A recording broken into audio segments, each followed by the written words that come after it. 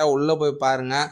கண்டிப்பாக நீங்கள் கொடுக்குற ரூ. 100க்கு ஒர்த்து. அங்கே ஒரு சில ரீல்ஸ்லாம் எடுத்து முடிச்சுட்டு இன்ஸ்டாலையும் யூடியூப்லேயும் அப்லோட் பண்ணிவிட்டு அப்படியே திருப்பி ரூம் போயிட்டு செட்டில் ஆகலான்னு பார்த்தோம்.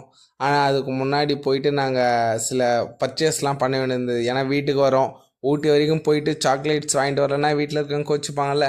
ஸோ ஊட்டி சாக்லேட்ஸும் ஒரு சில டீ வெரைட்டிஸ் டீ பேக்கும் வந்து வாங்கிட்டு நாங்கள் ரிட்டன் வந்து மலையிலேருந்து கீழே இறங்க ஆரம்பிச்சிட்டோம். கீழே இறங்குறது அப்போ தான் நாங்கள் ஒரு விஷயத்த பார்த்தோம்.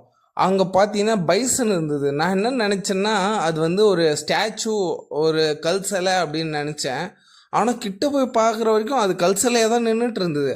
அதுக்கம்மா தலையை அசைச்சது பாருங்க. அப்போ தான் நான் உணர்ந்தேனே அது உண்மையான பைசன் தான் அப்படின்னு.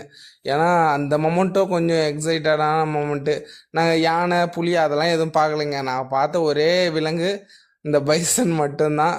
அதுக்கப்புறமா அது தவிர்த்து நாங்கள் நிறைய பார்த்தது வந்து இந்த குரங்கு தான். அதுக்கப்புறமா ரிட்டனு கோயம்புத்தூர் வந்து மாலு, அதுக்கப்புறமா ரயில்வே ஸ்டேஷனுக்கு வந்துட்டு நாங்கள் பைக்கை கொடுத்துட்டு அகைன் ட்ரெயினை பிடிச்சி அரக்கோணம் வந்துட்டு அரக்கோணத்துலேருந்து காஞ்சிபுரத்துக்கு பஸ்ஸில் வந்து பஸ்ஸுலேருந்து பைக் எடுத்து பார்க் பண்ணியிருந்தோம். அந்த பைக்கை வந்து எடுத்துகிட்டு ரிட்டன் நாங்கள் வீட்டுக்கு போய் சேர்ந்துட்டோம். நைட்டு மணி 11 மணி ஆகிடுச்சு நாங்கள் வீட்டுக்கு வர்றதுக்கு. அதுக்கப்புறமா வீட்டுக்கு வந்தோம்னா அம்மா வச்சுருந்த சாப்பாடை சாப்பிட்டு தூங்கிட்டோம். மறக்காமல் சப்ஸ்கிரைப் பண்ணிக்கோங்க. பாய்.